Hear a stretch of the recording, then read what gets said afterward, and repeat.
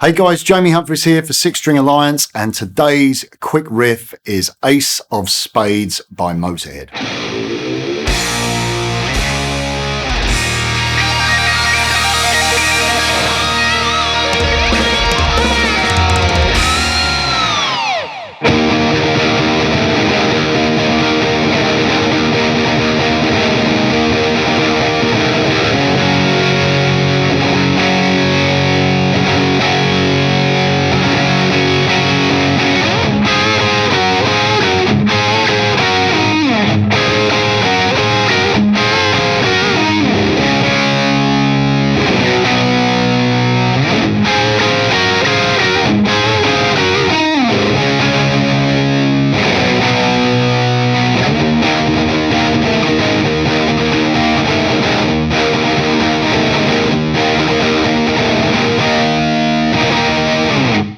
So welcome to my series of videos looking at quick riffs, and the idea here is just to take some classic riffs and break them down into the most important parts and give you guitar players something short and inspiring for you to play. Maybe you're new to the guitar, maybe you don't get a whole bunch of time to practice, but having something that gives you instant gratification when you pick up the guitar, I think is really important, and it's really inspiring, and it makes you want to continue playing the guitar. So I'm going to be taking a look at a lot of different riffs by a lot of classic bands and focusing in on probably quite a few stereotypical riffs, but hopefully breaking them down in a way that you find inspiring and entertaining. And also for those of you that have been playing a while, or some of the more intermediate players, I'm going to throw a few little curveballs at you as well. So maybe there'll be a few riffs in there that you think, hang on a minute, I didn't know you played it like this, or maybe put a slight different slant on things. So hopefully you're going to stick around and enjoy this series. Now, our first riff we're looking at is Ace of Spades by Motorhead, and it's a little bit topical, this riff, because the single was released 40 years ago today.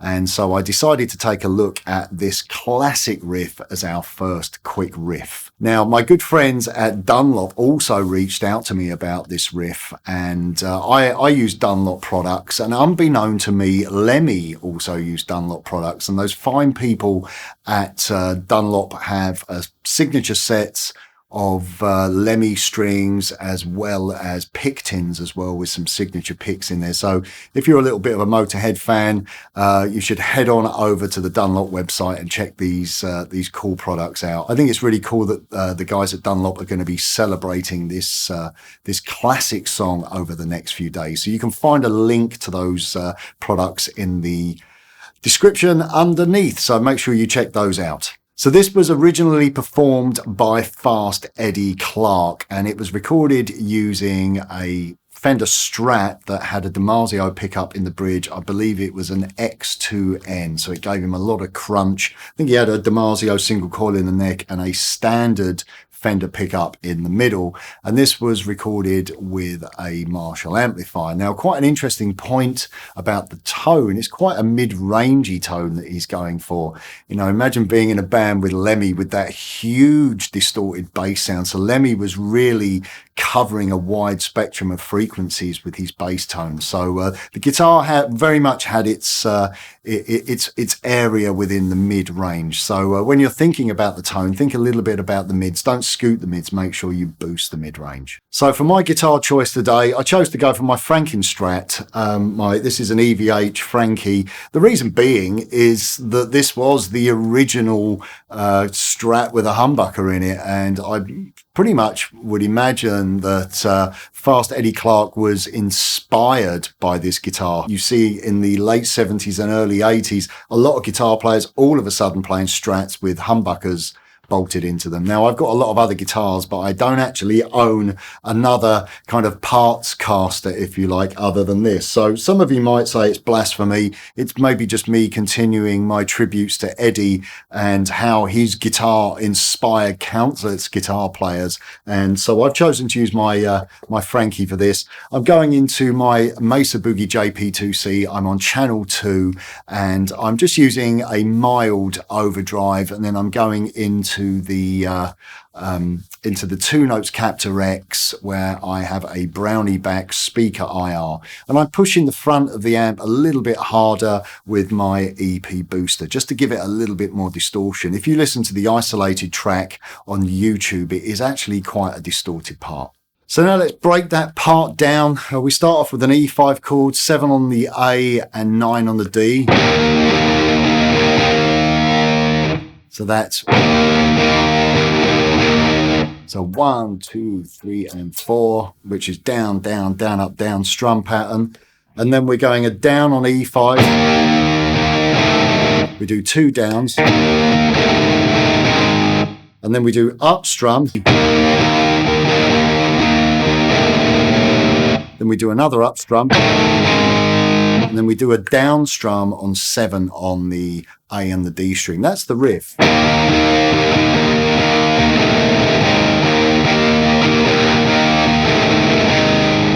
A little bit more up to speed.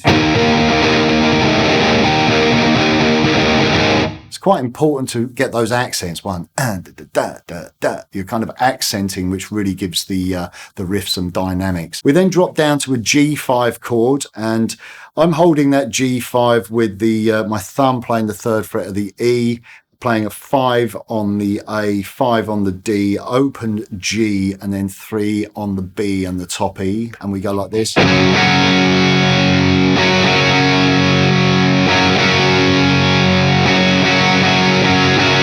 So there's a series of strums there. You're playing 2 strums at the beginning of each bar. So 1, 2, 3, 4.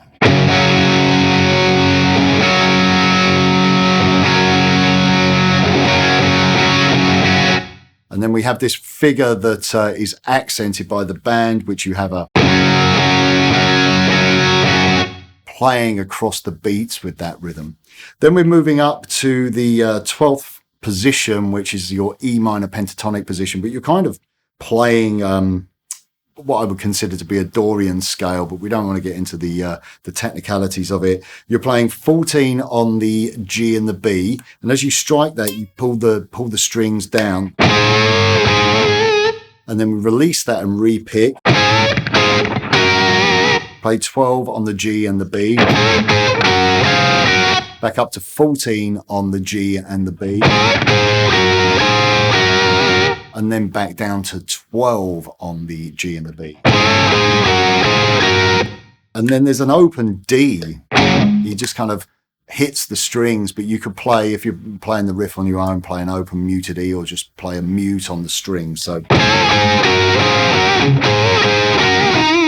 the final time we play 14 on the G and the B. Back to, we bend those, and then we're back to just 14 on the B and the G. So the first time you play it, you bend it, and then we release the bend, but we repick. And then we play 12 on the G and the B. And then we play 14 on the D. And we slide away. And then we do that again.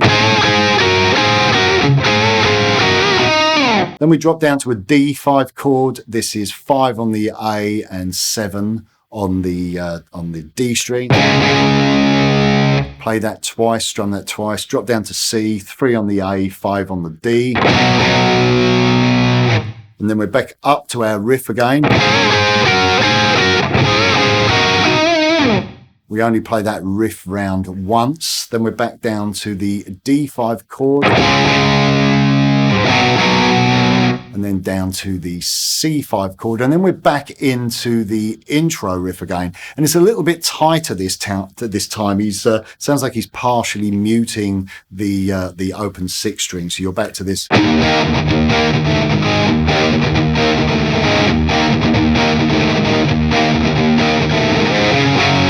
And then we're into another verse. So what I'm going to do, I'm going to play the whole riff through for you nice and slowly so you can play along. Here we go. 1, 2, 3, 4.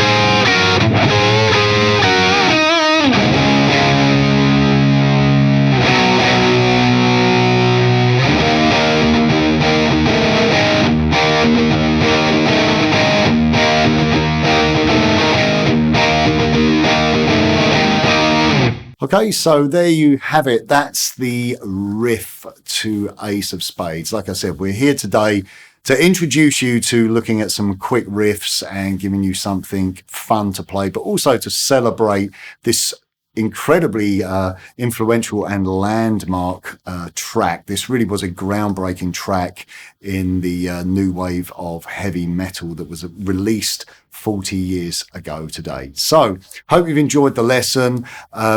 Click the link below, which will take you over to the Six String Alliance website, where you can download the tab for free. All we ask you to do is to just sign up to my mailing list so you can keep up with future videos that will be coming out. And for that, you get some free tab.